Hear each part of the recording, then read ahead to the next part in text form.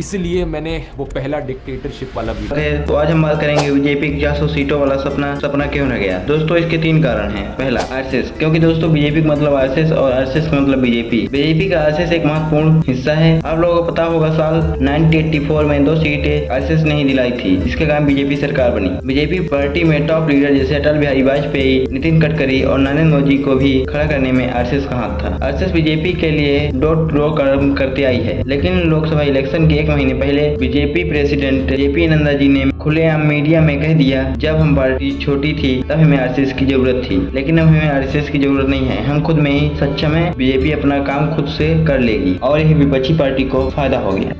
RSS के member खुद कहने लगे कि जिस बीजेपी के लिए कैंपेन लगाए, नारे लगाए, अब पावर आने के बाद आरएसएस की बात नहीं सुन रही। साहब ने कहा कि हम आरएसएस की जरूरत नहीं है, तो ठीक है। आरएसएस को खतरा महसूस हो रहा है मुझे कि राम मंदिर और की कांग्रेस बुलडोजर चलाएगी तो आरएसएस पर बैन भाजपा लगाएगी। बात कुछ इस हद तक पहुंच गई थी। बीजेपी को आरएसएस ने खुद कहा कि मोदी जी का चेहरा और राम मंदिर का मुद्दा बीजेपी को जिताने के लिए सक्षम नहीं है। अब हम बात करते हैं दूसरे बड़े रीजन की। दूसरा बड़ा रीजन है इंडिया में कई सालों से चलते आ रहा है जाति वोट। तो हमेशा की तरह इस बार भी यूपी में जात के आधार पर वोट मिला था। इसका फायदा समाजवादी पार्टी को हुआ, क्योंकि यूपी में 7% यादव हैं। इसलिए यादव ने एकजुट होकर सारा वोट जो है इंडिया अलाइन को किया और लोगों की जात वोट पाने के कारण यूपी में समाजवादी पार्टी ने 45 सीटें पाई। और यही फायदा पाकर राहुल गांधी ने कहा कि अगर बीजेपी पावर में आ जाएगी तो रिजर्वेशन ही खत्म हो जाएगा। रिजर्वेशन को खत्म करने का तरीका प्राइवेटाइजेशन, रिजर्वेशन को खत्म करने का तरीका अग्निवीर। इसी डर को फैलाकर कांग्रेस ने खुद फायदा उठाया। तीसरा कारण जो है